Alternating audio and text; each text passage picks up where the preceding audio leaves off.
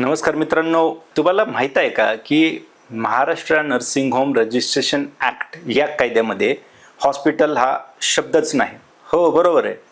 Hospital हा शब्द त्या कायद्यामध्ये दिलेलाच नाही.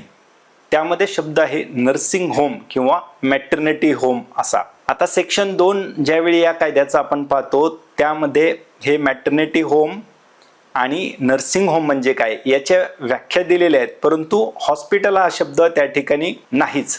त्यामुळे आपल्याला जे काही या Maharashtra nursing home registration act अंतर्गत प्रमाणपत्र मिळणार आहे ते प्रमाणपत्र तुम्हाला नर्सिंग होम असंच मिळणार आहे, ते हॉस्पिटल मधून मिळणार नाही. मॅटर्निटी होम आपण तेव्हा म्हणतो की ज्यावेळी एखाद्या गरोदर मातेची डिलिव्हरी केली जाते किंवा डिलिव्हरी नंतर तिला काही उपचार लागतात आणि ते उपचार त्या ठिकाणी केले जातात, त्यावेळी त्याला मॅटर्निटी होम असे म्हणतात. नर्सिंग होम मध्येच मॅटर्निटी होम हे देखील त्या ठिकाणी इन्क्लूड करण्यात आलेले आहे.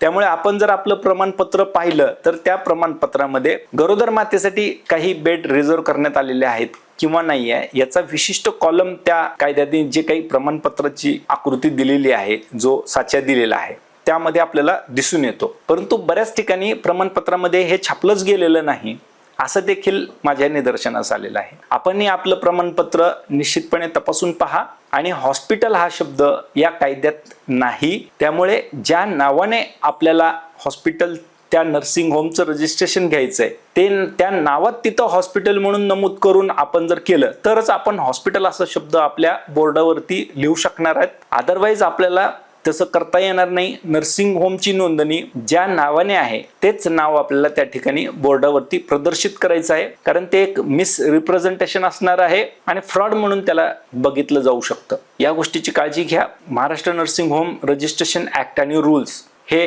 त्या ठिकाणी नियमावली याचं भान ठेवा, लक्षात घ्या. एकदा तरी हा कायदा पूर्ण वाचा, जेणेकरून आपल्याला या सर्व बाबींची माहिती मिळेल. तसं येणाऱ्या पुढील व्हिडिओजमध्ये आम्ही याविषयी विस्तृत माहिती जी आहे ती देत राहणार आहोत. जय शिवराय, जय महाराष्ट्र.